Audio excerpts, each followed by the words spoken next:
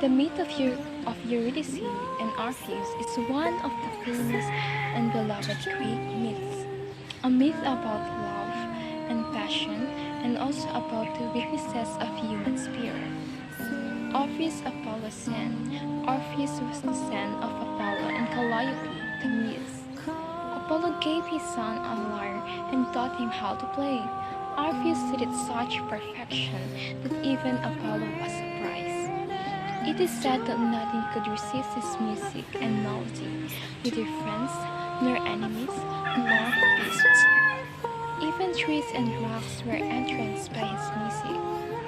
Orpheus fell in love with Eurydice, a woman of exceptional beauty. They married and lived happily ever after for many years. Hymen was called to bless the marriage, and he predicted that their perfection was not meant to last for years. At some point, soon after his omen, Eurydice was wandering in the forest with the nymphs when Orpheus, a shepherd, saw her and was beguiled by her beauty. He started chasing her and making advances on her. Eurydice got scared and tried to escape, but she was bitten by a snake and died. Orpheus sang his script with his lyre and moved everything in the world, living or not. Both humans and God were deeply moved by his sorrow. Apollo then advised his son to descend to Hades and see his wife. Any other mortal would have died, but Orpheus, protected by the gods, went to Hades and arrived at the infamous Stygian realm, passing by ghosts and souls of people unknown. He also managed to charm Cerberus, the well-known monster with 3 heads. Orpheus presented himself in front of God of the underworld, Hades or Pluto, and his wife Persephone. Orpheus started playing for them, and even the cold heart of Hades started melting due to the melodies. Melodies coming from Orpheus' lyre. Hades told Orpheus that he could take Eurydice with him, but under one condition. Eurydice would follow him while walking out to the light from the caves of the underworld. But he should not look at her before coming out to the light, because he would lose her forever. If Orpheus was patient enough, he would have Eurydice as a normal woman again on his side. This was overjoyed, and he thanked the gods before departing to ascend to the world. He was trying to hear Eurydice's steps, but he could not hear anything, and he started believing that gods had fooled him. Of course, Eurydice was behind him, but also as a shadow, waiting to come to light to become a full woman again. Orpheus lost his faith and turned to see. He was Eurydice behind him, but her shadow was whisked back to death. Eurydice was gone forever. Orpheus attempted to return to the underworld, but a man cannot enter Hades twice, at least not alive. Here, there are 2 different versions of the same myth. According to the first version, Orpheus started playing a morning song with his lyre, calling for death so that he could be united with Eurydice forever. The beast tore him apart, or maybe the maidens in a frenzy.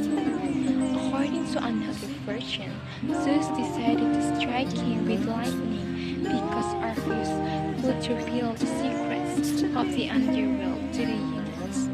In any case, Orpheus died, but the muses decided to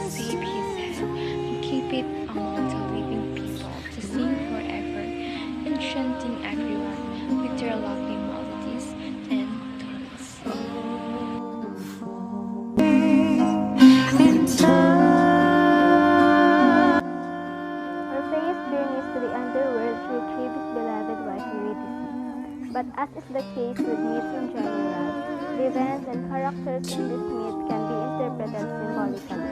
If we interpret Eurydice not just a person, but as a symbol, we open up the possibility for a whole new interpretation of the myth in which Orpheus' journey to the underworld can be explained psychologically. A symbol is anything that stands for or represents something else. In a story, a character, an action, an object, or an animal can be symbolic. Often this symbol stands for something abstract, like a force of nature, a condition of the world, or an idea. Here are the symbols that we found on Orpheus and Eurydice's story. Lyre. In general, the lyre symbolizes an appreciation for music and the arts. Gods and mortals who carry lyres tend to be more on the sensitive side. If you ever see an image of a handsome little kid do the following around his small string instrument, chances are it's either Apollo or Orpheus, who are two of the most musically inclined figures in Greek mythology. Snakes. Snakes get a pretty bad rap in literature, and this myth is no different. Whether they're corrupting Eve in the Bible, killing Cleopatra in Shakespeare's plays, or trying to banish Harry Potter in the Chamber of Secrets. Literally, serpents are a nasty bunch. These serpents are associated with sneakiness, a corruption of innocence and quickness. And yet, all three of these ideas play into Eurydice's unexpected demise. As she runs along riverbank, a hidden snake bites her without warning, instantly robbing innocent Eurydice of her life. Rivers pop up a lot in the Orpheus and Eurydice myth, which makes sense since there's a lot of traveling to and from the underworld in this story. Eurydice is next to a river when she dies from her snake bite, and then when Orpheus goes to find her, he must cross the river Styx. Later, when Orpheus tries to cross the river Styx for a second time after losing Eurydice again, the ferryman denies him access, blocking him from transitioning to the afterlife again. Finally, when the Maidens kill Orpheus, they throw his beautiful head into a river. The three show between light and dark. Many images of Orpheus and Eurydice show the couple right at the moment when Eurydice is young back to the underworld forever. Orpheus stands at the edge of the cliff, reaching out toward his wife as she is stuck into the darkness below. Totally tragic.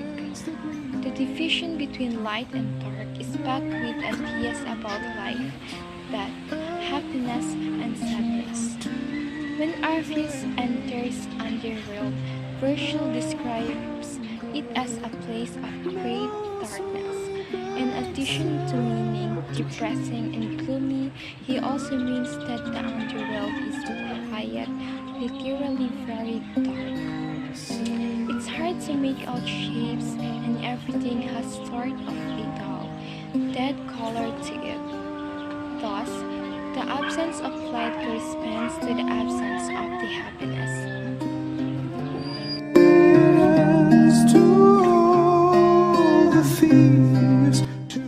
Orpheus and Eurydice are renowned tale from Greek mythology, telling a faithful story of love, devotion, tragedy, and loss.